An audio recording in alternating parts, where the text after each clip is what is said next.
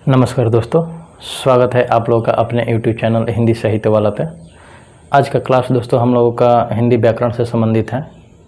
इससे पहले दोस्तों हम लोग क्लास में हिंदी साहित्य पे अपना क्लास कंटिन्यू रखते थे, लेकिन कुछ हमारे स्टूडेंट या जो दोस्त हैं उन्होंने बताया कि सर हिंदी व्याकरण की क्लास शुरुआत कर दीजिए अभी से ही अलग से सेशन लेके, क्योंकि सीटेट का भी एग्ज़ाम आ रहा है दोस्तों। बीएड एंट्रेंस या तमाम वनडे एग्ज़ाम होते हैं तो वहाँ पर 20, 30, 10, 15 इस तरह का क्वेश्चन पूछता ही है दोस्तों व्याकरण से। तो हमने सोचा कि ठीक है, जब आप लोग की डिमांड है तो डिमांड पे एक वीडियो बनाते चले, इसको अलग से सेशन ले लेके या एक दिन गैप लगा के। तो दोस्तों आज का सेशन में हम लोग हिंदी व्याकरण पे बात करेंगे और व्याकरण खंड से आज से हम लोग एक दिन गैप लगा के या नियमित रूप से थोड़ा सा टाइम निकाल के हम लोग व्याकरण पे चर्चा करते रहेंगे दोस्तों, और अच्छे से पढ़ेंगे बहुत ढंग से, और क्वेश्चन भी सॉल्व करेंगे जो एग्ज़ाम के देख के दोस्तों हम लोग के जैसे एग्ज़ाम में क्वेश्चन आते हैं सेम टू सेम वैसा हम लोग क्वेश्चन हल करेंगे, ताकि जब हम लोग यहाँ से पढ़ के जाए अच्छे से तो एग्ज़ाम में जब बैठने के बाद ये ना लगे कि हाँ ये क्वेश्चन नया है, ये हम लोग कभी पढ़े नहीं हैं। और दोस्तों हम लोग जो भी मटेरियल पढ़ेंगे उसको इतना विधिवत रूप से पढ़ेंगे दोस्तों कि उसके अलावा कोई बुक और या कहीं से और स्रोत पढ़ने की ज़रूरत नहीं पड़ेगी। तो दोस्तों आज की हम लोग शुरुआत करते हैं क्लास, और आज की क्लास हम लोग वर्णमाला से शुरू करेंगे दोस्तों। इससे पहले हम लोग ये जानेंगे कि व्याकरण में कौन कौन से वो टॉपिक्स हैं जो हम लोगों को कवर करना है, पढ़ना है। तो चलिए पहले हम लोग शुरुआत कर लेते हैं कि कौन कौन से टॉपिक्स को हम लोग को पढ़ना है, तो उसके बाद दोस्तों हम लोग शुरुआत करेंगे। तो सबसे पहले दोस्तों हम लोगों को वर्ण विचार में वर्णमाला पढ़ना है, दूसरा पॉइंट है वर्तनी दोस्तों, और फिर तीसरा पॉइंट है दोस्तों संधि। ये तीन है जो दोस्तों वर्ण विचार में पढ़ने हैं हिंदी व्याकरण में दोस्तों। और दूसरा है शब्द विचार। शब्द विचार में दोस्तों हम लोगों को उपसर्ग, प्रत्यय, फिर उसके बाद दोस्तों अगला टॉपिक समास, शब्द भेद, तत्सम, तद्भव, और उसके बाद दोस्तों संज्ञा से अव्यय तक, जिसमें संज्ञा में लिंग, वचन और कारक दोस्तों पढ़ेंगे, सर्वनाम पढ़ेंगे, विशेषण पढ़ेंगे, क्रिया पढ़ेंगे, वाच्य एवं काल, अव्यय। उसके बाद दोस्तों हम लोग प्रवाची शब्द पढ़ेंगे। उसके बाद अगला टॉपिक हो जाएगा विलोम शब्द, फिर उसके बाद अनेक शब्दों के लिए एक शब्द, फिर उसके बाद रिक्त स्थानों की पूर्ति, और उसमें दोस्तों हम लोग वाक्य में रिक्त स्थान की पूर्ति और अनुच्छेद में रिक्त स्थानों की पूर्ति देख लेंगे। उसके बाद हम लोग देखेंगे वाक्य विचार, और उसमें हम लोग टॉपिक पहले पढ़ेंगे वाक्य भेद, विराम चिन्ह, वाक्य शुद्धि, मुहावरे, लोकोक्तियाँ, कहावतें। उसके बाद क्रमबद्धता में दोस्तों हम लोग देख लेंगे दो टॉपिक्स, वाक्य में क्रमबद्धता, अनुच्छेद में क्रमबद्धता, और फिर उसके बाद पाठबोधन दोस्तों। और उसके बाद एक और टॉपिक रहेगा दोस्तों छंद विचार, और छंद विचार में हम लोग शब्द शक्ति और रस, छंद, अलंकार। तो इतने पॉइंट है दोस्तों, 21 लगभग पॉइंट है, 20, 21 या 22 लगभग। तो इस सब पॉइंट को हम लोग बहुत अच्छे से और परीक्षा को नज़र रखते हुए इम्पोर्टेंट क्वेश्चन को भी हल साथ में करते चलेंगे दोस्तों। और उम्मीद करेंगे कि जब हम लोग क्लास कंप्लीट करें तो फिर हम लोगों को कहीं और से भी स्रोत पढ़ने कोई बुक की ज़रूरत ना हो, सब कुछ यहाँ से हम लोगों का क्लास में समाप्त हो जाए। और दोस्तों हमने जैसे ये क्रम वाइज बताया कि पहले ये पढ़ेंगे, तो आप लोग को अगर लिखना हो तो आप लोग वीडियो को थोड़ा सा स्लो करके आप लोग आराम से लिख सकते हैं, या आप लोग लिख लीजिए, हम बोल दे रहे हैं, उसके बाद हम लोग क्लास कंटिन्यू करते हैं। तो व्याकरण खंड में आप लोग लिख लीजिए वर्णमाला, फिर दूसरा वर्तनी, तीसरा संधि, और फिर अगला टॉपिक जब हम लोग पढ़ लेंगे शब्द विचार, तो उसमें लिखेंगे उपसर्ग, प्रत्यय, फिर उसके बाद समास, उसके बाद शब्द भेद, तत्सम, तद्भव। उसके अगला पॉइंट रहेगा संज्ञा से अव्यय तक, जिसमें संज्ञा, सर्वनाम, विशेषण, क्रिया और काल या वाच्य, अव्यय ये पढ़ेंगे दोस्तों। अगला टॉपिक रहेगा पर्यायवाची शब्द। उसके बाद हम लोग देखेंगे विलोम शब्द, फिर उसके बाद अनेक शब्दों के लिए एक शब्द, और फिर रिक्त स्थानों की पूर्ति में दोस्तों वाक्य में रिक्त स्थान की पूर्ति, अनुच्छेद में रिक्त स्थानों की पूर्ति पढ़ लेंगे। उसके बाद दोस्तों वाक्य में वाक्य भेद, विराम चिन्ह, अगला हो रहेगा वाक्य शुद्धि, उसके अगला रहेगा मुहावरे, उसके आगे रहेगा लोकोक्तियाँ या कहावतें, उसके बाद रहेगा क्रमबद्धता, जैसे वाक्य में क्रमबद्धता, अनुच्छेद में क्रमबद्धता, ये दो पॉइंट रहेंगे उसमें। उसके बाद दोस्तों रहेगा पाठबोधन, और फिर उसके बाद हम लोग छंद विचार पढ़ेंगे। उसमें शब्द शक्ति, रस, छंद, अलंकार, छंद और अलंकार, ये अलग अलग पॉइंट पढ़ेंगे। तो ये रहे दोस्तों मोटा मोटा 21 पॉइंट। अब हम लोग आज की क्लास शुरुआत करेंगे वर्णमाला से। और दोस्तों देखते हैं कि वर्णमाला क्या है। चलिए तो शुरुआत करते हैं आज की क्लास वर्णमाला। और तो दोस्तों सबसे शुरू हम लोग यहीं से करते हैं कि वर्णमाला 2 शब्दों से मिलकर बना है दोस्तों। वर्णमाला मुख्यतः 2 शब्दों से मिलकर बना है, वर्ण और माला। आप लोग देख सकते हैं यहाँ वर्णमाला 2 शब्दों से मिलकर बना है, वर्ण और माला। आप लोग चाहें तो साथ साथ में लिखते चलें। और फिर तो अब हम लोग देखेंगे दोस्तों कि वर्ण किसे कहते हैं। तो वर्ण की बहुत ही दोस्तों छोटा सा ये परिभाषा है, आप लोग नोट कर लीजिए कि भारत की दोस्तों भाषा की सबसे छोटी इकाई ध्वनि है। ध्वनि को लिखित रूप में वर्ण का द्वारा व्यक्त किया जाता है दोस्तों, और उच्चारित रूप में ध्वनि उसे कहा जाता है। वर्ण का एक और भी हम लोग परिभाषा दे सकते हैं दोस्तों। अच्छा आइए हम लोग इससे पहले हम लोग एक क्रमबद्ध जान लेते हैं कि वर्ण की स्थिति कैसे आती है। सबसे पहले दोस्तों हम लोग ये जानेंगे कि भाषा संस्कृत के भा शब्द से बना है। ठीक, भाषा से दोस्तों ये देखिए कैसे क्रम आता है वर्ण का।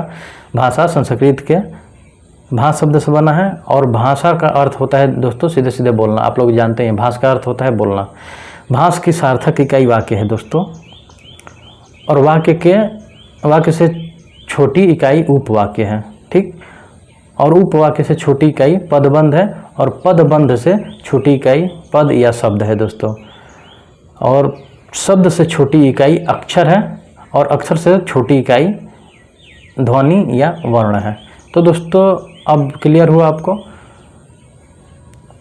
अब आगे हम लोग देखते हैं वर्ण के बाद कि हिंदी वर्णमाला या माला क्या है दोस्तों। तो आइए शुरुआत इसकी करते हैं। हिंदी वर्णमाला वर्णों के व्यवस्थित रूप समूह को वर्णमाला कहते हैं दोस्तों। पहले हम लोग जान गए वर्ण क्या है, उससे पहले जाने के वर्ण किस क्रम रूप में आया है। पहले भाषा से, फिर भाषा से आया है उपवाक्य में, उपवाक्य से पदबंध में, पदबंध से शब्द में, और शब्द से फिर अक्षर में, और अक्षर के बाद दोस्तों अक्षर की जो सबसे छोटी इकाई होती है वो ध्वनिया वर्ण होती है। तो ये सीरीज में है दोस्तों, आप लोग चाहिए तो लिख लीजिएगा। उसके बाद हिंदी वर्णमाला हम लोग देख लिए कि वर्णों के व्यवस्थित समूह को वर्णमाला कहते हैं। अब आगे देखेंगे मानक हिंदी वर्णमाला दोस्तों। तो मानक हिंदी वर्णमाला क्या होता है, आइए यहाँ से जानने की कोशिश करेंगे हम लोग। ये रहा दोस्तों मानक हिंदी वर्णमाला, और इसमें हम लोग अब पढ़ेंगे कि मूलतः हिंदी में उच्चारण के आधार पर 45 वर्ण होते हैं दोस्तों। उच्चारण के आधार पर दोस्तों 45 वर्ण होते हैं, आप लोग नोट कर लीजिए, जिसमें 10 स्वर होते हैं और 35 व्यंजन होते हैं। एवं लेखन के आधार पर 52 वर्ण होते हैं दोस्तों। ये बहुत अंतर है दोस्तों, इस बात को ध्यान दीजिएगा। यही बहुत ज़्यादातर गलत होकर आता है दोस्तों। कल जैसे हम डिस्कशन कर रहे थे अपने सर्किल में, ग्रुप में, अपनी टीम से, तो उसमें ये बात हो रही थी। हमारे सहयोगी जो है वो भी सजेस्ट कर रहे थे कि सर आप जब क्लास लीजिएगा कि बच्चों को ये अच्छे से समझिएगा कि उच्चारण के आधार पे और फिर लेखन के आधार पे, ये बहुत इम्पोर्टेंट है दोस्तों, और इस पे ध्यान देना बहुत ज़रूरी है। एक है हमारे दोस्त, वो दरोगा का देकर जब आए थे एग्जाम, तो उसमें वो ये चीज़ गलत करके आए थे, तो बता रहे थे कि हाँ यार भाई यहाँ पे ये गलत होता है, तो आप जब पढ़ाइएगा तो ध्यान दीजिएगा। तो सर भाई बंधु आप लोग जो भी हैं, तो इस बात को ध्यान दीजिएगा कि उच्चारण के आधार पर 45 वर्ण हैं और लेखन के आधार पर 52 वर्ण हैं। आइए हम लोग आगे देखते हैं। इसमें देखिए एक हमने ग्राफ बनाया है, ग्राफ के जरिए समझेंगे दोस्तों। ये देखिए ये रहा ग्राफ वो हिंदी वर्णमाला का। देखिए और छोटा थोड़ा कर दे रहे हैं, आप लोग को पूरा दिखे। हाँ अब देखिए दोस्तों यहाँ पे स्वर में स्वर 11 होते हैं दोस्तों। जैसे यहाँ पे देख लीजिए आप लोग, ये रहा स्वर अ, आ, छोटी ई, छोटा ऊ, बड़ा ऊ, री, ए, आए, ओ, औ। ये रहे दोस्तों 11 स्वर। तो आप लोग नोट कर लीजिए कि स्वर कौन कौन से होते हैं, और ये भी कि 11 स्वर होते हैं। अगला है व्यंजन। तो व्यंजन 33 है दोस्तों, देख लीजिए कौन कौन से। क ख ग घ अंगा, च छ ज झ इया, ट ठ ड ढ अड़, त थ द ध न, प फ ब भ म, य र ल व, श श और ह। तो ये 33 दोस्तों है, ये नोट कर लीजिए। और फिर इसमें हम लोग आगे जैसे बढ़ेंगे तो देखेंगे इसमें ये संयुक्त व्यंजन। देखिए संयुक्त व्यंजन 4 है, छ, त्र, ज्ञ और श्र। अनुस्वार या चंद्र बिंदु दोस्तों 1 है अंग। विसर्ग दोस्तों ये है आ। और द्विगुण व्यंजन है दोस्तों जैसा ड और ढ। ये दोस्तों रहा द्विगुण व्यंजन ड और ढ। ये आप लोग परीक्षा की दृष्टि से बहुत इंपॉर्टेंट है। आप लोग अगर लिख नहीं पा रहे हैं या अभिमान नहीं है, जैसे भी तमाम चीज़ें होती है ना कि हाँ क्लास कर लेते हैं बाद में नोट्स बना लेंगे, तो आप लोग ये चीज़ें जो ग्राफ दिए आप लोग इसका स्क्रीनशॉट बहुत अच्छे से ले लीजिए दोस्तों। और आप लोग बाद में लिखते रहिएगा, नहीं भी लिखते रहिएगा तो घूमते फिरते आप सुन लेंगे तो आप लोगों को याद हो जाएगा, क्योंकि इस ढंग से आप लोगों को ये क्लास बताई जाएगी। और आप लोग एक बार ग्राफ देख लेंगे तो सीधा सीधा आपका याद आ जाएगा। हिंदी वर्णमाला में कुल 52 वर्ण होते हैं दोस्तों। आप लोग चाहें तो स्क्रीनशॉट ले लीजिए, देखिए। और ये कितना खूबसूरत ग्राफ है दोस्तों, आप लोग के लिए तैयार किया गया है, तो आप लोग यहाँ स्क्रीनशॉट ले लीजिए। अब चलिए हम लोग आगे चलते हैं।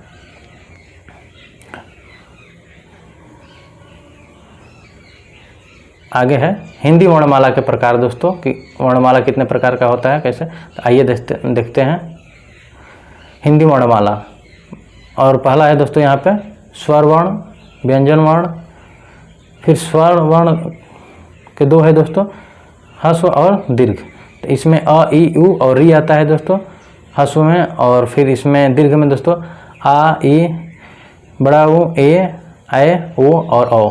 ये दोस्तों 7 हो गए। अब व्यंजन में हम लोग देखते हैं दोस्तों। एक और चीज़ है कि इसमें वर्णमाला के जो स्वर वर्ण और व्यंजन में बांटा गया है दोस्तों। तो एक और होता है तीसरा अयोगवाह, तो उसके बारे में हम लोग सबसे लास्ट में बात करेंगे कि वो क्या होता है और क्यों उसके बारे में यहाँ नहीं दिया गया है। तो आइए फिर आगे हम लोग देखते हैं व्यंजन। और व्यंजन को कितने भाग में बांटा गया है ये भी देख लेते हैं। तो देखिए कौन कौन से हैं। स्पर्श, अंत्यस्थ, ऊष्म, संयुक्त और आगत। जिसमें आगत में य और फ। पहले शुरू से देखते हैं दोस्तों हम लोग, उसके बाद आगत पे आएंगे। सबसे पहले स्पर्श। स्पर्श व्यंजन में क, ख, ग, घ, अंग, च, छ, ज, झ, इं, ट, ठ, ड, ढ, अड़, त, थ, द, ध, न, प, फ, ब, भ, म और ढ और ढ, ड और ढ। तो ये आते हैं दोस्तों। अंत्यस्थ में दोस्तों य, र, ल और व। दोस्तों हमें लगता है कि लगभग जितनी बार एग्ज़ाम कोई भी होता है, वनडे एग्ज़ाम, ये अंतस्थ वाला पूछता है। बहुत ही कम चांस है कि हमें लगता है कि अगर 100 पेपर हम लोग दिए तो उसमें से 85 में तो यही पूछ ही देता है सीधे दोस्तों।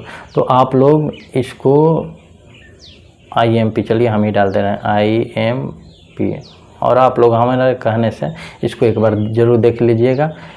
आगे देखते हैं ऊष्म। ऊष्म में दोस्तों आता है श, श और श और फिर ह। दोस्तों तीनों श के उच्चारण अलग अलग है, श, श और श। थोड़ा सा अंतर है और बोलने में उसको पता चलता है दोस्तों। और फिर संयुक्त व्यंजन में दोस्तों छ, त्र, ज्ञ और श्र। और ये रहा दोस्तों आगत। तो आगत में दोस्तों हम लोग देख लेंगे ज और फ। दोस्तों ये ज, फ ये नहीं है दोस्तों, ये है ज और फ। जैसे दोस्तों ये अब जो है जगह में नहीं यूज होता है, जाहिर, तो जाहिर में यूज होता है दोस्तों। फ है जो ये, तो ये दोस्तों जैसे फिर लिखते हैं, चाहे कुछ भी लिख देते हैं दोस्तों। तो फ कुछ भी से मतलब दोस्तों, जैसे फ तो फिर लिख रहे हैं तो उसमें नीचे बिंदु नहीं यूज होगा। लेकिन जब हम लोग फहान लिखेंगे इस टाइप के दोस्तों, तो वहाँ पे बिंदु यूज होगा दोस्तों। तो जैसे फाइन लिखेंगे तो फाइन में नहीं होगा। लेकिन ऐसा शब्द जैसे नीचे अगर नुक्ता लगा हो दोस्तों, तो अगर इसको हम लोग बोलते हैं तो हल्का करके बोलते हैं, जैसे जाहिर नहीं, जाहिर, फहान ना कि फहान।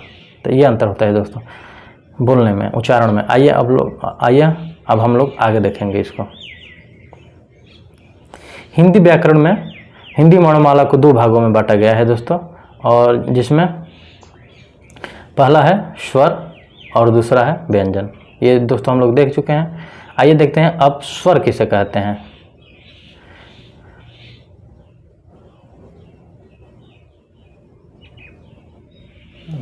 चलिए देखते हैं स्वर किसे कहते हैं। वे वर्ण जिनके उच्चारण के लिए किसी दूसरे वर्ण की सहायता की आवश्यकता नहीं होती है या स्वतंत्र रूप से बोले जाने वाले वर्ण स्वर कहलाते हैं। दोस्तों आप लोग अगर इतना भी नोट कर ले तो ये बहुत है स्वर को परिभाषित करने के लिए। या तो पूरा लिख लीजिए, क्योंकि अगर दूसरी लाइन भूल गए या के बाद वाली तो पहला वाला याद हो, और पहला भूल गए तो दूसरा वाला याद हो। जैसे कि वे वर्ण जिनके उच्चारण के लिए किसी दूसरे वर्ण की आवश्यकता नहीं होती है उसे स्वर कहते हैं, या तो स्वतंत्र रूप से बोले जाने वाले वर्ण स्वर कहलाते हैं। और ये बहुत छोटा है दोस्तों, हमें लगता है कि चारों तरफ जब भी देखेंगे परिभाषा तो यही मिलता है, तो आप लोग इसे नोट कर लीजिए। हिंदी वर्णमाला में पहले स्वरों की संख्या 24 थी दोस्तों। कहीं कहीं दोस्तों हम लोग देखते हैं कि ये दिया होता है कि परंपरागत रूप से वर्णों की संख्या, स्वर की संख्या 13 है। तो 13-14 में दोस्तों मतभेद है। कुछ पहले भी जो विद्वान रह चुके हैं कुछ माने हैं, कुछ माने हैं, जैसे कि रस भी देख लीजिए, जब आचार्य वामन, दंडी, ये सब का आता है दोस्तों अलंकार छंद, तो सबका अलग अलग रूप माना है, अलग अलग संख्या मानी है। कोई 68 मानता है, कोई 36 मानता है, कोई 33 मानता है। समास में भी देख लीजिए दोस्तों, लेकिन हम लोग 14 है, 13 भी कहीं कहीं आता है, तो लोग 13 और 14 यहाँ पे 13 या 14 इन दोनों संख्या को याद रखिएगा दोस्तों। अब एग्जैक्ट डाटा ये क्लियर कहीं नहीं मिलता है दोस्तों, कहीं 13 है तो कहीं 14 है, तो आप लोग 14 या 13 दोनों में से कोई एक याद रखिएगा। आगे पढ़ते हैं कि नोट दोस्तों देखिए, नोट में हम नोट करवाए हैं कि हिंदी वर्णमाला में मात्रा के आधार पर स्वरों की संख्या 10 होती है दोस्तों, ठीक, या उच्चारण की दृष्टि से दोस्तों संख्या 10 होती है वर्णमाला की। तो ये रहे दोस्तों। हाँ, अब आगे देखते हैं हम लोग कि स्वर के प्रकार। आइए देखते हैं स्वर के प्रकार हम लोग, और ये रहा स्वर के प्रकार। हिंदी वर्णमाला में उच्चारण के आधार पर स्वर के 3 भेद होते हैं दोस्तों। कौन कौन से भेद हैं? पहले ह्रस्व स्वर, दीर्घ स्वर और प्लुत स्वर, ये 3 दोस्तों होते हैं। आप लोग नोट कर लीजिए। वर्णमाला के उच्चारण के आधार पर स्वर के 3 भेद होते हैं, ह्रस्व स्वर, दीर्घ स्वर और प्लुत स्वर। आइए अब एक एक करके हम लोग इसका देखेंगे। ह्रस्व स्वर किसे कहते हैं, चलिए ये देख लीजिए। पहला, जिस वर्ण के उच्चारण में बहुत कम समय लगे उसे ह्रस्व स्वर कहते हैं। जैसे एक मात्रा का दोस्तों, जिस वर्ण के उच्चारण में बहुत कम समय लगे उसे ह्रस्व स्वर कहते हैं। आइए उच्चारण इसका एग्जाम्पल देख लेते हैं। जैसे अ, इ, उ, इसलिए यहाँ लिखा है दोस्तों एक मात्रा। आइए आगे अब देखते हैं दीर्घ स्वर किसे कहते हैं दोस्तों। बहुत शार्ट में आप लोग के लिए नोट्स तैयार कराया गया है दोस्तों, और इसमें वही चीज़ें हैं जो बहुत इंपॉर्टेंट है। बहुत स्टूडेंट कहते हैं कि सर आप बहुत कम में लिखवाते हैं। दोस्तों हम लोग वो मूल बुक, उतनी मोटी बुक क्यों पढ़ें, पढ़िए जब टाइम हो। तो हम ये नहीं कह रहे हैं, पर मान लीजिए एग्ज़ाम है, अभी 1 महीना सीटेट वाला है, और ये जो चीज़ें हैं ना, आप लोग पढ़ेंगे, नोट्स बनाएंगे, छाटेंगे तो यही चीज़ें निकलेगी, और आप लोग को मेहनत करने की ज़रूरत है नहीं। ये चीज़ें हम पहले से मेहनत करके छांट के बहुत अच्छे से एक आप लोग के लिए नोट्स तैयार किए हैं, जिससे आप लोग इसके अलावा बाहर कुछ नहीं आएगा दोस्तों। आइए हम लोग पढ़ते हैं, और जब पूरा पढ़ लेंगे, क्वेश्चन करेंगे तो खुद ही पता चलेगा दोस्तों। आइए हम लोग पढ़ते हैं दीर्घ स्वर। दीर्घ स्वर क्या होता है दोस्तों? जिनके उच्चारण में एक मात्रा ह्रस्व स्वर का दूना समय लगे उसे द्विमात्रिक या दीर्घ स्वर कहते हैं। एक बार और ध्यान से देख लिए, जिनके उच्चारण में एक मात्रा ह्रस्व स्वर का दूना समय लगे उसे द्विमात्रिक या दीर्घ स्वर कहते हैं। और आइए एग्जाम्पल देख लेते हैं। जैसे आ, इ, उ, री, ई, आई, उ, औ। ये रहे कुछ एग्जाम्पल दोस्तों। आगे हम लोग देखेंगे तीसरा प्लुत स्वर, और ये होता क्या है, आइए आगे इसमें देखेंगे।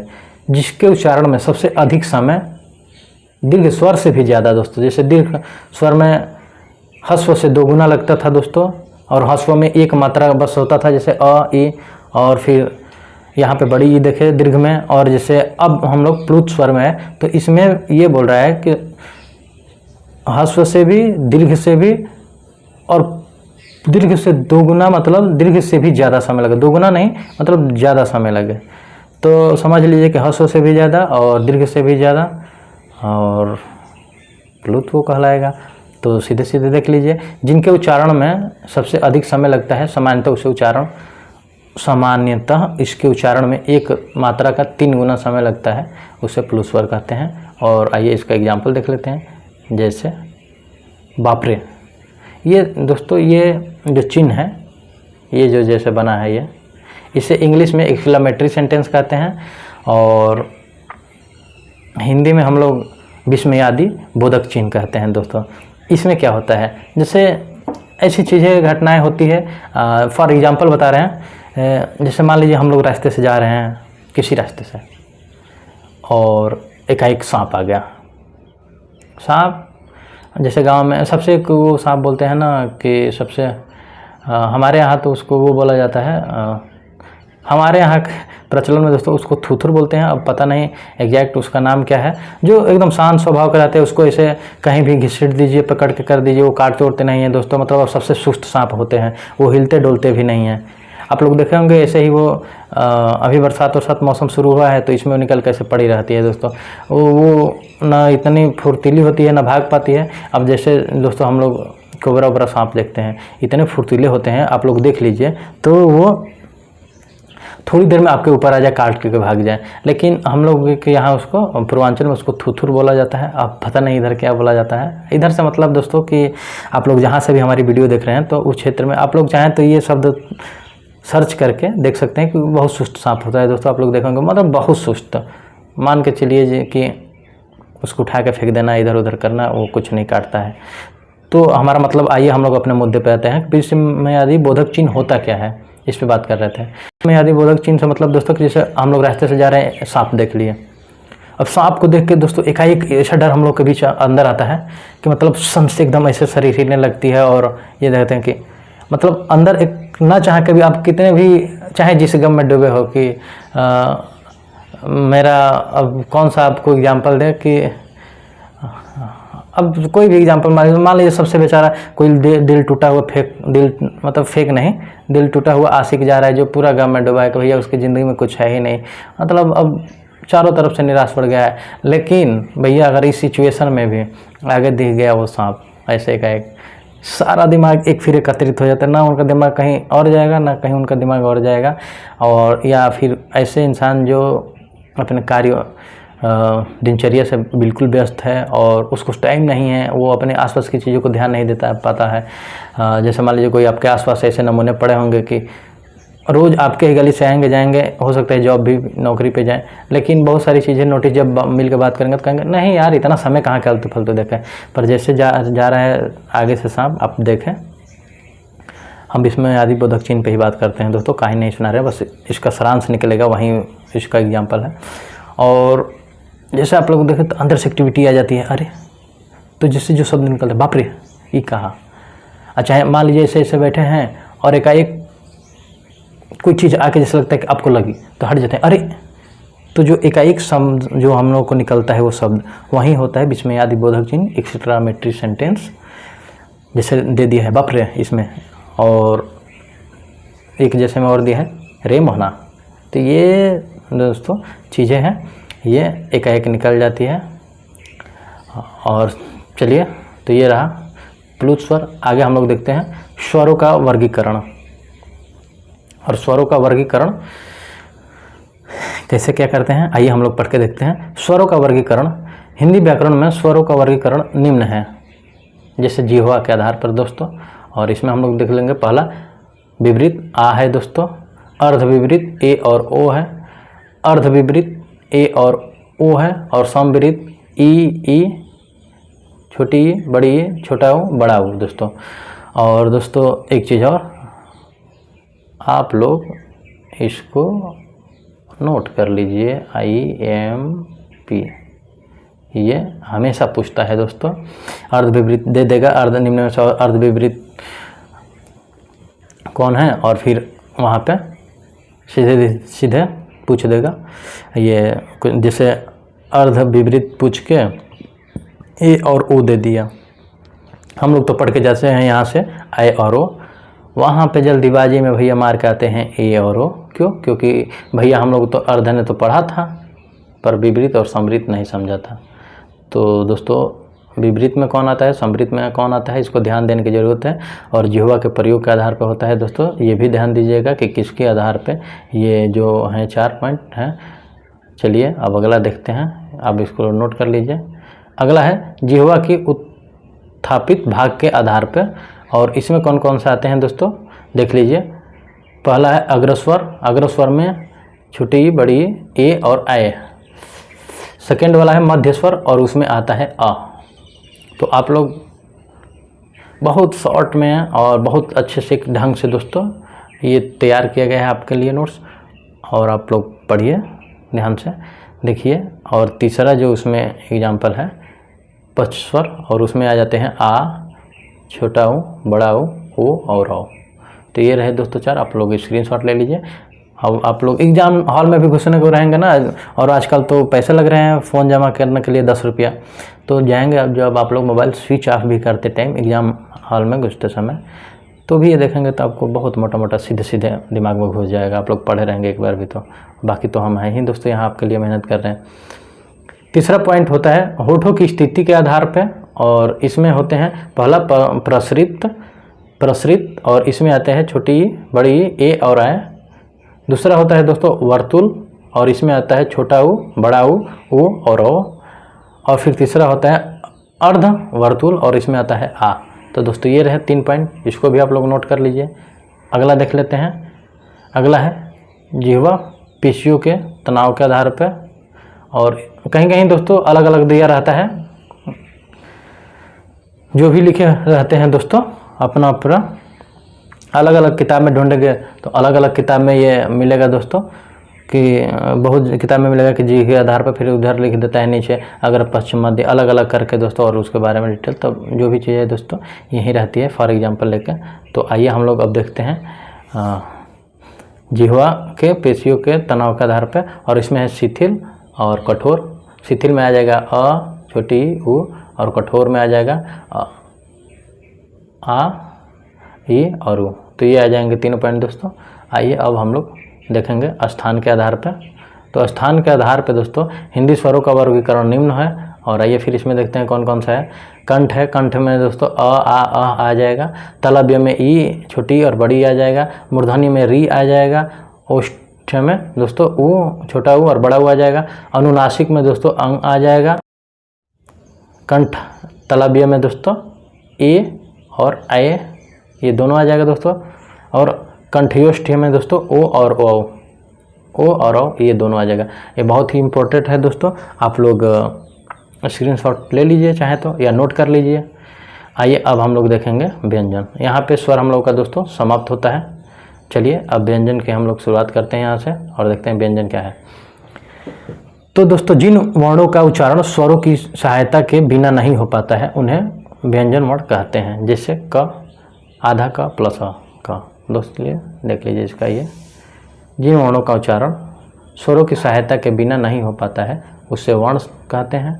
जैसे क, और फॉर एग्जाम्पल में क को कैसे लिखते हैं, कैसे क कैसे बना है 2 वर्णों से दोस्तों, तो आधा क और अ का था दोस्तों ना एक। आइए आगे हम नोट ही कराते हैं आप लोगों को। देखिए कि कोई भी व्यंजन बिना स्वर के नहीं लिखा जा सकता। तो देखिए आगे दिया है कि प्रत्येक व्यंजन अ से मिलकर उच्चारित होता है। हिंदी में कोई भी व्यंजन बिना अ स्वर के उच्चारित नहीं होता। अब ये पीछे हम लोग यही बोल रहे थे, मैं यही बोल रहा था दोस्तों, और देखिए वही बात है कि कोई भी व्यंजन अ के बिना उच्चारित नहीं हो सकता, प्रत्येक व्यंजन अ से मिलकर उच्चारित होता है। तो चलिए दोस्तों ये रहा व्यंजन का परिभाषा, और अब हम लोग देखते हैं व्यंजन के प्रकार। आइए व्यंजन के प्रकार में देख लेंगे। आइए कि हिंदी वर्णमाला में व्यंजन निम्न 3 प्रकार के होते हैं दोस्तों। ये भी एक सवाल बनते हैं दोस्तों, वनडे एग्जाम में तो बनना ही बनना है कि हिंदी वर्णमाला में व्यंजन कितने प्रकार के होते हैं, स्वर कितने प्रकार के होते हैं, और फिर इसके आधार पे जिह्वा के आधार पे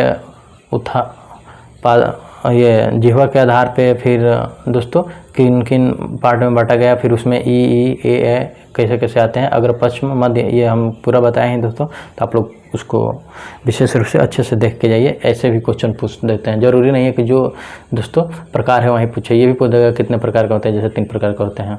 प्रकार का नाम भी दे देता है दोस्तों। तो आइए हम लोग देखते हैं। जैसे पहला होता है स्पर्श व्यंजन, अंतस्थ व्यंजन और तीसरा होता है ऊष्म व्यंजन। आप लोग चाहें तो दोस्तों ऐसे लिख सकते हैं या यहाँ से ऐसे भी करके कि व्यंजन के 3 प्रकार होते हैं, ये और फिर ये, ऐसे लिख सकते हैं दोस्तों। चलिए आगे हम लोग देखते हैं। पहला देख लेते हैं यहाँ पे स्पर्श व्यंजन। और स्पर्श व्यंजन में हम लोग देखेंगे जिन व्यंजनों का उच्चारण करते समय हवा फेफड़ों से निकलते हुए किसी विशेष स्थान कंठ, तालु, मूर्धा, दंत एवं ओष्ठ को स्पर्श करे स्पर्श व्यंजन कहलाते हैं। देखिए दोस्तों, एकदम सिंपल लैंग्वेज में बोला है। आप लोग थोड़ा सा केवल पढ़ तो रहे हैं, हम भी पढ़ा रहे हैं, पर एक बार माइंड में थोड़ा इमेजिन कीजिए और सोचिए जिन व्यंजनों का उच्चारण, ये तो करते समय, ठीक, यहाँ तक तो ठीक है। हवा जो आपके फेफड़े में हवा है, निकलते, फेफड़े से निकलते हुए किसी विशेष स्थान, और वो स्थान कौन कौन से हैं? कंठ, तालु, मूर्धा, दंत एवं ओष्ठ को स्पर्श करें, स्पर्श व्यंजन कहलाते हैं। अब आगे देख लेते हैं कौन कौन से हैं। जैसे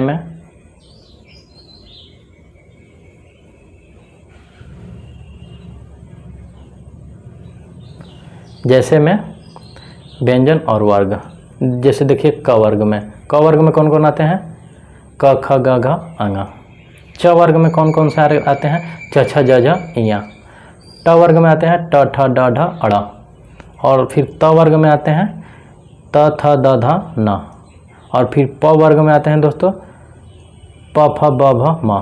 तो ये रहे दोस्तों आपके स्पर्श व्यंजन। य, र, ल, व, आगे जो दोस्तों है उसको भी पढ़ेंगे कि ये कहाँ कहाँ आते हैं। कुछ अंत्यस्थ में 4 आते हैं, उसके बाद उसमें कौन कौन से, ये सारी चीज़ें पढ़ेंगे दोस्तों। अभी आप लोग, ये बहुत ही इम्पोर्टेंट है, आप लोग स्क्रीनशॉट ले लीजिए या आप लोग इसको वीडियो को पॉज करके लिख लीजिए। ये दोस्तों किस वर्ग में कौन सा अक्षर आता है ये पूछ देता है दोस्तों सीधे सीधे एग्ज़ाम में।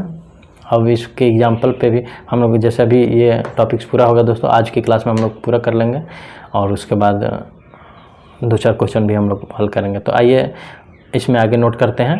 और नोट में है दोस्तों कि वर्णमाला में स्पर्श व्यंजन की कुल संख्या 25 होती है। देखिए ये क्वेश्चन आपका यहीं से बन गया, सीधे सीधे दे देगा कि व्यंजन, स्पर्श व्यंजन में कुल संख्या कितनी होती है दोस्तों। वर्णमाला में व्यंजन की कुल कितनी संख्या होती है दोस्तों? तो 25 होती है। वर्णमाला में स्पर्श व्यंजन की कुल संख्या 25 होती है। चलिए आगे बात करते हैं हम लोग दूसरा व्यंजन का प्रकार जो था अंत्यस्थ व्यंजन, अंतस्थ व्यंजन, और देखते हैं क्या है इसमें आगे। तो दोस्तों ये है जिन वर्णों का उच्चारण वर्णमाला के बीच स्वर एवं व्यंजन के मध्य स्थित हो अंतस्थ व्यंजन कहते हैं। जैसे अंतस्थ व्यंजन दोस्तों कौन कौन से हैं, आप लोग यहाँ डाल सकते हैं, य, र, ल, व। अब कैसे हैं, आइए अब इसको हम लोग जानने की कोशिश करेंगे। एक बार आप लोग परिभाषा देखिए अच्छे से क्या कह रहा है। ये कह रहा है कि जिन व्यंजनों का उच्चारण वर्णमाला के बीच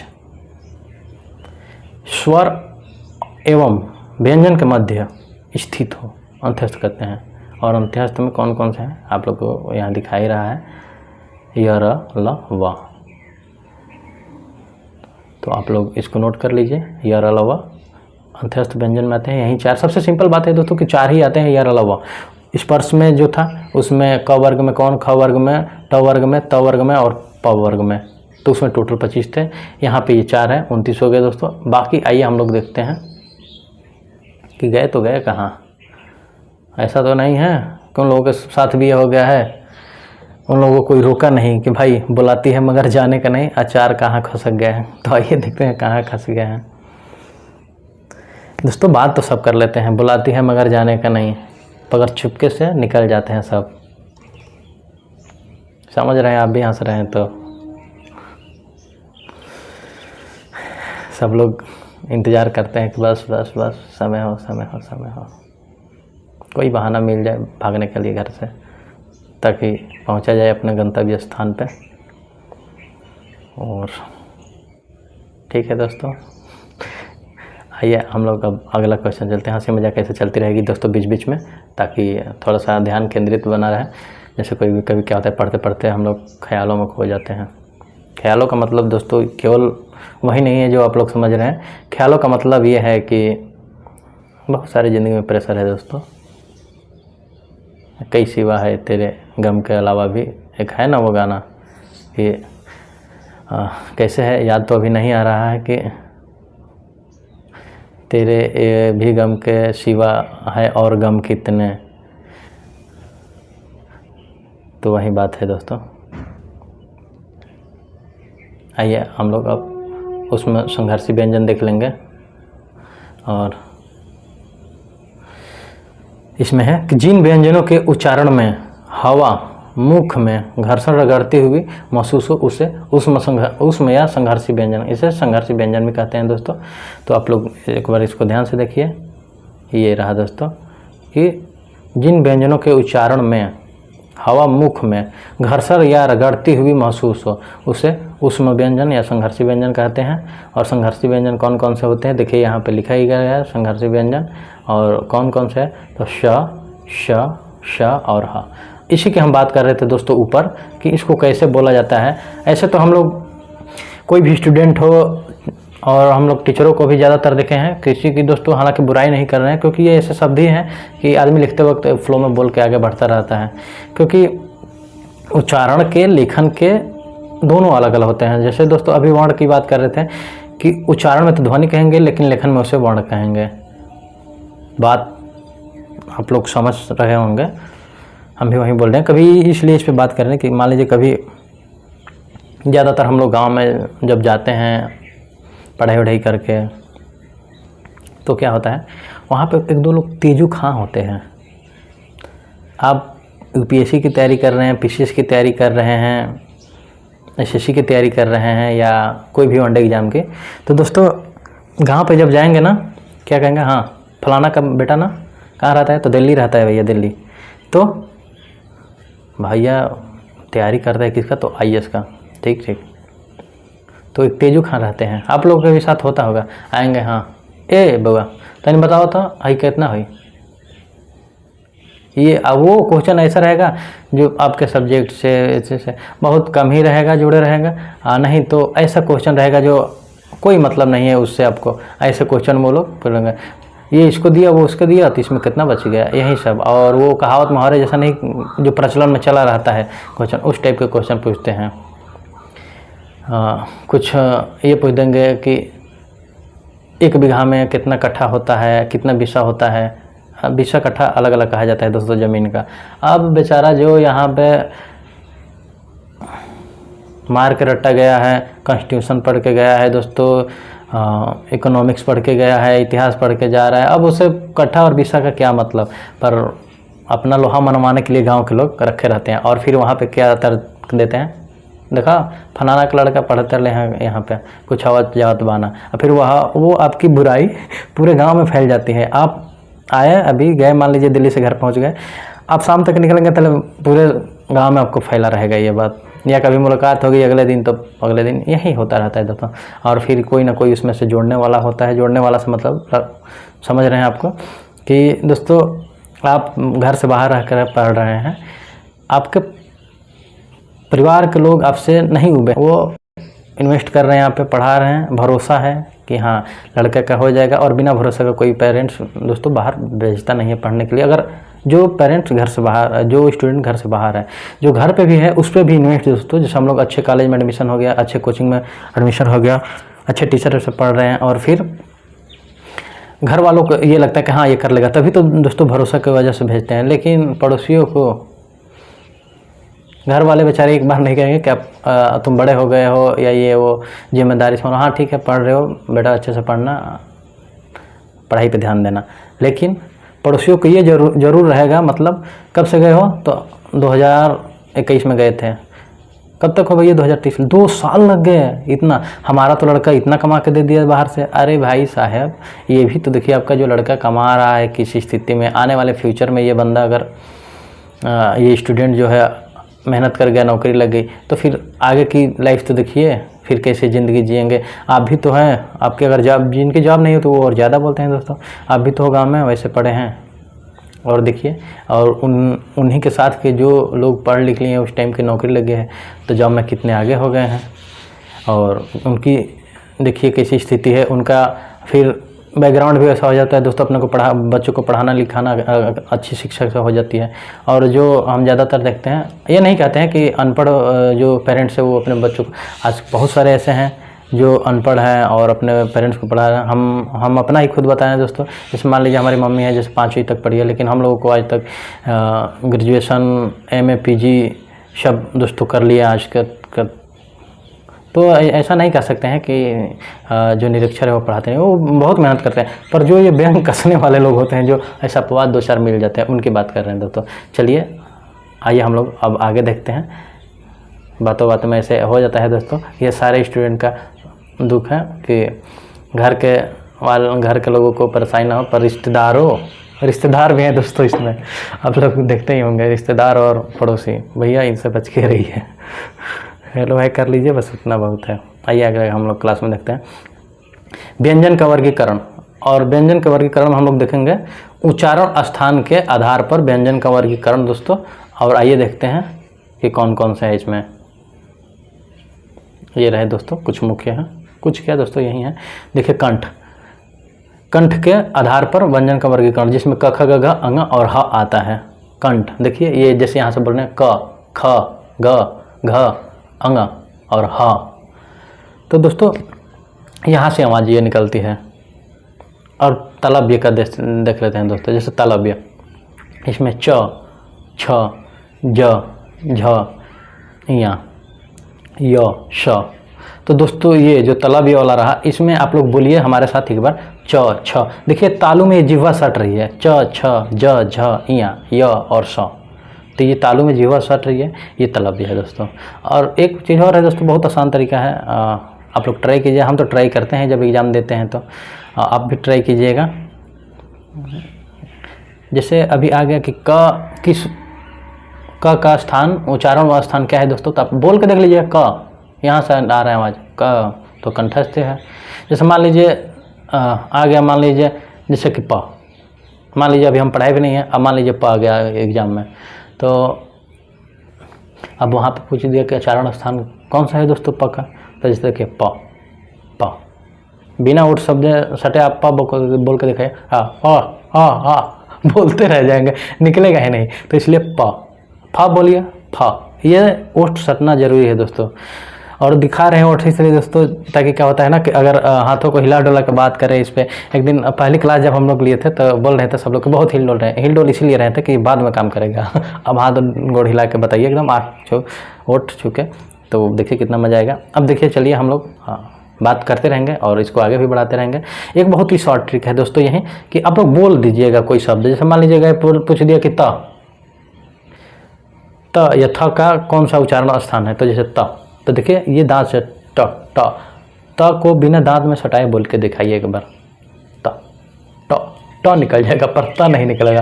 थ देखिए दांत में नहीं सटाएंगे तो थ हो जाएगा। चलिए हम लोग शुरुआत करते हैं। हंसी मजाक चलती रहेगी, लेकिन हंसी मजाक में ही इन चीज़ों को समझ रहे हैं दोस्तों, ये हम लोग को समझना ज़रूरी है।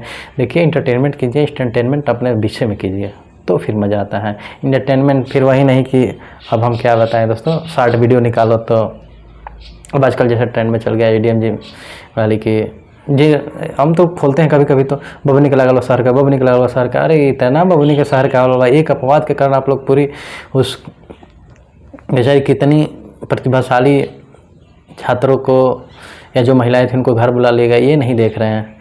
झंडे भाई साहब आजकल वहीं गाड़ रही हैं। एक अपवाद निकल गया तो ठीक है, अभी कुछ हमारे दोस्त बंधु कहेंगे कि तो ठीक है ये ऐसा है वैसा, ठीक है दोस्तों, पर एक बार समझिए वो अगर आपके घर के भी लड़की हो, अगर अच्छी तैयारी कर रही हो, हम अपवाद की नहीं बात कर रहे हैं, मान लीजिए जो अच्छी प्रतिभा उनके पास पढ़ना चाह रही हो और आप उसको घर पे बैठा दे ज़बरदस्ती, क्या दिक्कत है दोस्तों। एक आध अपवाद होते हैं, चलने दीजिए। चलिए ठीक है, हम लोग अपने टॉपिक्स पर आते हैं। मूर्धन्य दोस्तों, मूर्धन्य में मूर्धा से दोस्तों ट, देखिए कहाँ सट रहा है, ट ठ ड ढ अड़ श, वो जो होता है शब्द दोस्तों स्ट्र ऐसे बोला जाता है उसको, र। तो ये तालु के थोड़ा सा आगे वाला में जैसे ऐसे निकला है, दांत और तालु के बीच में, और फिर ट ठ वहाँ सटा के इसे जीभ को टंग करके बोला जाता है, तो इसे मूर्धन्य बोलते हैं दोस्तों। दंत हम बता ही दिए, तथ दधना बिना सटाए नहीं बोल सकते। और ओष्ठ में पफ बभमा आते हैं दोस्तों, और दंतोष्ठ में वा वा वा वा, बिना उठ को ऐसे बोलिए तो वा वा वा वा। तो दंतोष्ठ में आ जाएंगे दोस्तों। दंतोष्ठ में बस एक ही आता है वा, आप लोग इसको याद कर लीजिए। चलिए देखिए, और एक अनुनासिक होता है दोस्तों। तो अनुनासिक में अंगा, इया, अड़, न और म। और अनुनासिक एक और हम लोगों को बताते हैं। जैसे अनुनासिक में देखिए, जैसे लास्ट वाला सबसे क ख ग घ अंगा, च छ ज झ इया, ट ठ ड ढ अड़, त थ द ध न, प फ ब भ म, जो सबसे लास्ट में होता है दोस्तों, क ख ग घ अंगा, च छ ज झ इया, 5वां नंबर जो होता है दोस्तों, तो उसे अनुनासिक कहते हैं। तो आप लोग इस तौर पे और ये समझ लीजिए कि जो क वर्ग में सबसे लास्ट हो, ख वर्ग में जो सबसे लास्ट हो, उसके बाद त वर्ग में और प वर्ग में, तो उसको दोस्तों अनुनासिक कहते हैं। आइए हम लोग अब आगे लिखते हैं अघोष। अघोष किसे कहते हैं दोस्तों, आइए देख लेते हैं। ये रहा अघोष।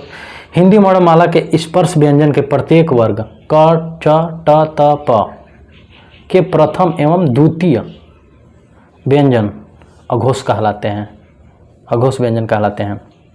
बहुत ही इम्पोर्टेंट है हमारे प्यारे बंधु, और ये आप लोग देखिए ज़रूर। क्यों? क्योंकि इससे क्वेश्चन 10 क्वेश्चन आ रहे हैं मान लीजिए एग्जाम में, तो भैया 3 कहीं नहीं गया है घोष अघोष से। आइए इसको ध्यान से देखते हैं सर। हिंदी वर्णमाला के स्पर्श व्यंजन के प्रत्येक वर्ग क, च, ट, त, प के प्रथम, जैसे दोस्तों क एवं द्वितीय ख व्यंजन अघोष व्यंजन कहलाते हैं। ठीक, अब कौन कौन से होते हैं इसके बात करते हैं। जैसे क ख ग घ में क ख ये 2 हो गए, ठीक, फॉर एग्जांपल ये 2।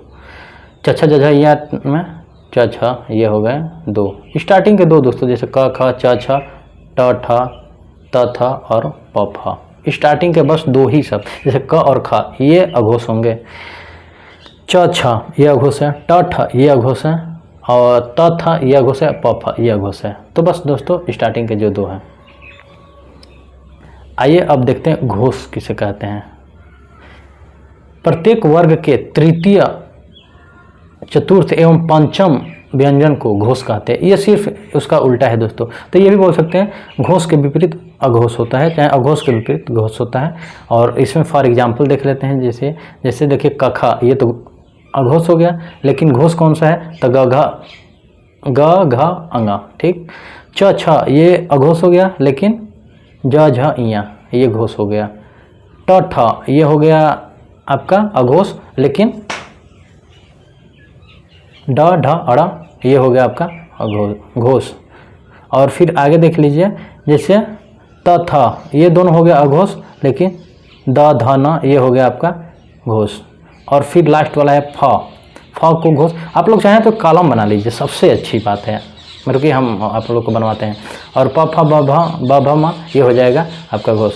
कॉलम से मतलब दोस्तों ऐसे है, आप लोग ऐसे करके अब बना लीजिए। अभी आप लोग स्क्रीनशॉट ले लीजिए, लिख लीजिएगा। ऐसे 2 कॉलम बना लीजिए, ठीक। और एक में लिख दीजिए अघोष ऐसे। हालांकि दोस्तों बहुत अच्छे से लिख नहीं पा रहे हैं, रुकिए। जैसे अघोष एक तरफ लिख लीजिए और एक तरफ लिख लीजिए घोष, और फिर यहाँ पे 2 कॉलम बना लीजिए ऐसे। छोट पे कहते थे खाना बना लो, खाना मतलब खाए वाला नहीं, लिखे वाला। और अघोष में लिख लीजिए क और च, और फिर इसी के ठीक सामने लिख लीजिए ग घ अंग, ये हो जाएगा।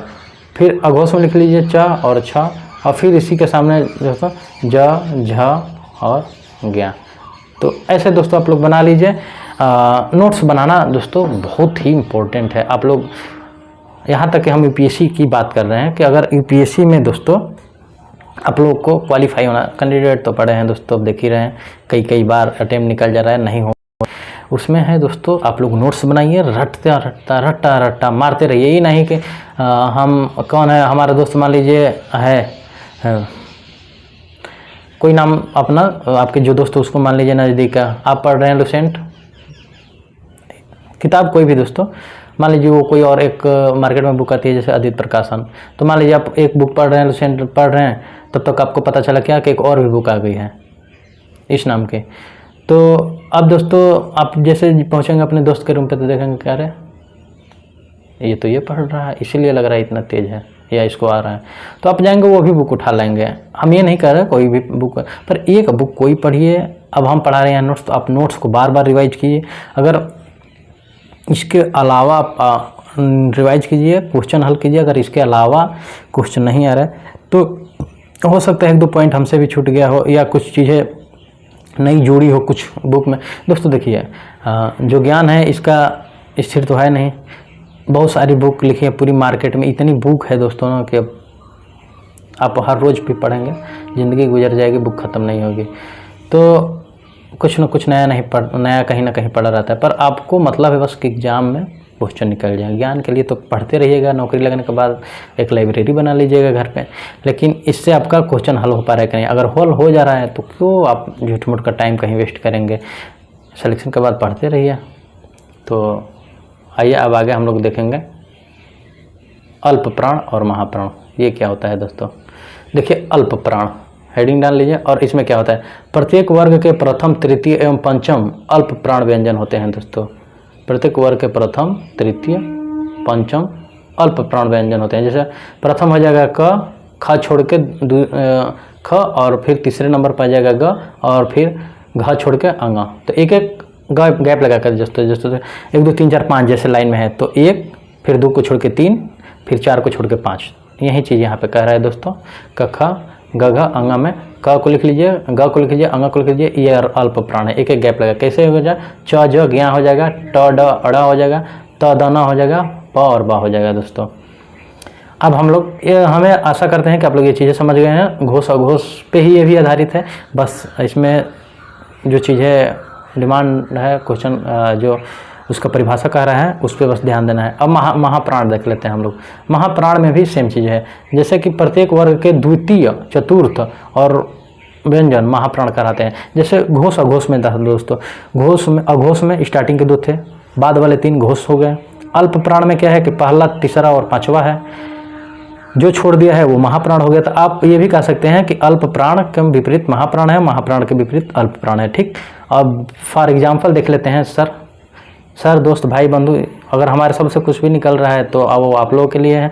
और एक बात है कि किसी हमारे स्टूडेंट भाई बंधु को अगर कहीं से भी ठोस नहीं ठेस कहते हैं ना, जैसे वो एक सीरियल आता है और उसमें एक चेतावनी लिख देती है कि यह कहानी काल्पनिक है और किसी हमारे चरित्र या समाज घटना से किसी व्यक्ति से मिलता जुलता हो तो ये काल्पनिक होगी और ठेस पहुंचती है तो माफ़ कर दें।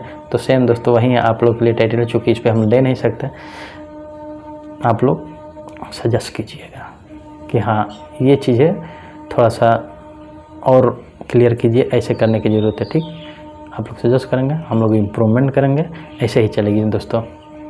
तो आइए इसको एक बार देखते हैं कहता क्या है महाप्राण।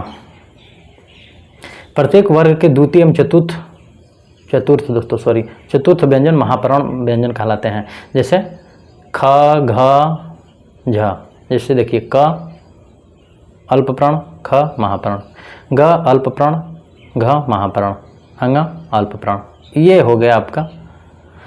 आप लोग ऐसा कीजिए, ऐसे समझ लेते हैं हम लोग बहुत आसानी से। जैसे क ख ग घ और अंग, ये हो गए 5 क वर्ग के। इसमें हम लोग देखेंगे, ऐसा समझ लीजिए बहुत आसान है। अल्प प्राण महाप्राण कौन कौन से है, तो अल्प प्राण दोस्तों ये है क। ठीक, आइए यहाँ पे दूसरा हम लोग यूज कर लें, ये क अल्प प्राण है, फिर ख छोड़ के ग अल्प प्राण है, और फिर अंग अल्प प्राण है। ठीक, महाप्राण में ख हो जाएगा और घ हो जाएगा। तो ये हो गए दोस्तों आपका। आइए अब हम लोग देखते हैं आगे, अब समाप्ति होना। हाँ दोस्तों, हम लोग जब स्वर शुरू किए थे तो वर्णमाला, तो उसमें बताए थे कि हम आगे बात करेंगे कि स्वर व्यंजन तो होते ही हैं, एक और भी होता है आयोग वाह। तो ये होता क्या है दोस्तों, इस पर बात कर लेंगे थोड़ा थोड़ा सा मोटा मोटा। और देखिए ये है क्या दोस्तों, तो देखिए ये क्या दे रहा है कि अयोगवाह ऐसे वर्ण जिनमें स्वर एवं व्यंजन दोनों के गुण पाए जाते हैं उन्हें अयोगवाह कहते हैं, अयोगवाह कहते हैं, जिसमें इसमें स्वर और व्यंजन दोनों गुण पाए जाते हैं। जैसे कॉमन बोल सकते हैं दोस्तों, ये देख लीजिए अयोगवाह किसे कहते हैं, जिसमें अयोगवाह जिसमें स्वर एवं व्यंजन दोनों के गुण पाए जाते हैं। आगे देखते हैं क्या कहता है कि हिंदी वर्णमाला में अनुस्वार एवं विसर्ग अयोगवाह वर्ण होते हैं। हिंदी वर्णमाला में अनुस्वार एवं विसर्ग अयोगवाह वर्ण होते हैं। देखिए यहाँ पे दिया है अंग एवं अयोगवाह होते हैं, अंग एवं दो। ये देखिए आगे दिया भी है कि हिंदी में अयोगवाह की संख्या 2 होती है। तो ये बहुत छोटा टॉपिक है दोस्तों, और इसको में बस यही है, आप लोग अंग और याद कर लीजिए, और कुछ याद करने की ज़रूरत नहीं है, क्या है क्या नहीं। सीधे सीधे जहाँ पूछेगा कि अयोगवाह कौन कौन से है, तो अंग और बस, और 2 होते हैं। अयोगवाह की संख्या क्या होती है कि ये क्वेश्चन पूछ सकता है, तो 2 होती है। कौन कौन से होते हैं, तो अंग और होते हैं। कहीं ये दे सकता है 3-4 कि ऐसे वर्ण जिनमें केवल स्वर होते हैं अयोगवाह कहलाते हैं, जिनमें केवल व्यंजन होते हैं अयोगवाह कहलाते हैं, जिनमें दोनों होते हैं अयोगवाह कहलाते हैं, जिनमें दोनों नहीं होते हैं अयोगवाह कहलाते हैं। तो ऑप्शन नंबर 3 सही रहेगा वहाँ पे दोस्तों। ऐसे वर्ण जिनमें स्वर एवं व्यंजन दोनों के गुण पाए जाते हैं अयोगवाह कहलाते हैं। मोटा मोटा ये है बस दोस्तों, आप लोग इसको नोट कर लीजिए, बस इतना ही है, और इसके लिए इतना काफ़ी है। अगर हम अयोगवाह के नाम पर इन्हें परिभाषित करें तो ऐसे वर्ण जो अ के युग से उच्चारित होते हैं और व्यंजन के वर्णों का उच्चारण वहन करते हैं अयोगवाह कहलाते हैं। तो बस दोस्तों, यहाँ आज की हम लोग क्लास समाप्त होती है आपके हिंदी साहित्य वाला के साथ। दोस्तों ये देखिए कितना बड़ा में है हिंदी साहित्य वाला, और हिंदी साहित्य वाला पे दोस्तों आप लोगों का सबसे पहले हम लोग क्या करते थे, जब क्लास शुरू होती तो स्वागत करते थे, लेकिन हम आप लोग का लास्ट में भी स्वागत करते हैं, और इसलिए कि दोस्तों आप लोग बहुत प्यार मिला है दोस्तों, आप लोग अच्छे ही चैनल को प्रमोट करते हैं। लाइक और सब्सक्राइब कीजिए दोस्तों, अपने दोस्तों के साथ जो भी हैं। देखिए बहुत कम समय में हम लोग बहुत सारी चीज़ें कवर करेंगे और अच्छे से हर टॉपिक पे बात करेंगे दोस्तों। आप लोग को ये PDF चाहिए तो हम सबसे पहली क्लास में अपने हिंदी साहित्य में, जिसमें UGC net JRF TET PT के पूरा हम एक इंट्रो क्लास लिए थे, उस पर वहाँ वीडियो में हम बताए हैं कि आप लोग हमसे कैसे क्वेश्चन कर सकते हैं। यहाँ पे भी मैसेज के थ्रू कर सकते हैं, लेकिन वहाँ कैसे हमसे जुड़ सकते हैं ईमेल के थ्रू, और फिर वहाँ पे टेलीग्राम चैनल का भी नाम दिया गया था दोस्तों।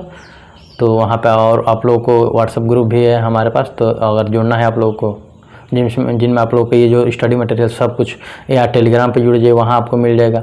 टेलीग्राम का नाम था दोस्तों हिंदी साहित्य वाला, और आप लोग हमारे ईमेल पे भी मेल कर सकते हैं हिंदी साहित्य वाला से दोस्तों, हिंदी साहित्य वाला @gmail.com पे। और दोस्तों उसके बाद आप लोग यहाँ अपना नंबर दे दीजिएगा, हम आपको व्हाट्सएप ग्रुप में जोड़ देंगे। और कोई क्वेश्चन हो तो मेल या टेलीग्राम, या आप यहीं मैसेज बॉक्स में नीचे मैसेज कर सकते हैं दोस्तों। कोई भी चीज़ की सर ये चीज़ें है नहीं आ रही है तो भी दोस्तों एक चीज़ दोस्तों नहीं है, और फिर दोस्तों हम लोग उस पर बात करेंगे दोस्तों। अगले हम लोग क्लास में वर्णमाला से संबंधित कम से कम 30, 40, 50 क्वेश्चन हल करेंगे और देखेंगे। मोटा मोटा दोस्तों रहेगा, आप लोग एक बार इसको अच्छे से पढ़ लीजिएगा, जस्ट अच्छा, क्योंकि रिवाइज कर लीजिएगा, फिर क्वेश्चन करने में बहुत मजा आएगा। जैसे भाषा की सबसे छोटी इकाई क्या है, तो वर्ण है। वर्णमाला किसे कहते हैं, वर्णों के समूह को वर्णमाला कहते हैं। निम्न में से कंठस्थ ध्वनियाँ कौन कौन सी होते हैं, तो कंठ से तो क ख, जैसे कि ऐसे ही दोस्तों अल्प प्राण कौन कौन से, तो क और ग होते हैं। बस ए और आय वर्ण क्या कहलाते हैं, तो कंठस्थ तलव्य। श श श और ह कौन से व्यंजन है, तो यही दोस्तों बस संघर्षी कि उसमें तो सारा चीज़ हम लोग इस पे बात करेंगे दोस्तों। जैसे किस शब्द में द्वितीय व्यंजन है दोस्तों, जैसे पूना, दिल्ली, इलाहाबाद, और उत्साह में कौन सा द्वितीय है, तो दिल्ली है, डबल ल आया है। तो बस यही सब हम लोग दोस्तों अगली क्लास में डिस्कशन करेंगे और अच्छे से क्वेश्चन सॉल्व करेंगे, कम से कम 50 तो करेंगे ही। तो धन्यवाद दोस्तों आज की क्लास देखने के लिए। आप लोगों को अगर PDF चाहिए तो आप हमारे टेलीग्राम चैनल पर जुड़ जाइए, वहाँ आपको ये सारी PDF मिल जाएगी, या अपना नंबर हमें मैसेज बॉक्स में डाल दीजिए और टेलीग्राम हमारे व्हाट्सएप ग्रुप से जुड़ जाइए। अब तमाम चीज़ें हैं दोस्तों, जैसे आप लोग को अच्छा लगे, बस जुड़े रहिए, पढ़ते रहिए, सब्सक्राइब कीजिए दोस्तों। और एक और बात हम आपसे कहना चाहेंगे कि अभी हम लोग की स्टार्टिंग ये प्लेटफॉर्म है, यहाँ पे हिंदी साहित्य जिनका यूजीसी नेट की तैयारी कर रहे हैं, टीजीटी, पीजीटी, केवीएस, एलटी, तो जो हमारे दोस्त होंगे, सीटेट के लिए भी बहुत उपयोगी क्लास है दोस्तों। तो जो दोस्त है वो हमारे जुड़ जाए, अपने दोस्तों में जोड़ दीजिए। और दोस्तों थोड़ा लाइक और सब्सक्राइब बढ़वाते रहिए, ऐसे ही बने रहिए। घर परिवार पे भी फ़ोन ऑन हो दोस्तों, अपने बड़े बुजुर्ग किसी का, छोटे का, तो सब में कर दीजिए। थैंक यू दोस्तों, सब आनंद लें इस क्लास का। धन्यवाद दोस्तों, नमस्कार, all of you, thank you.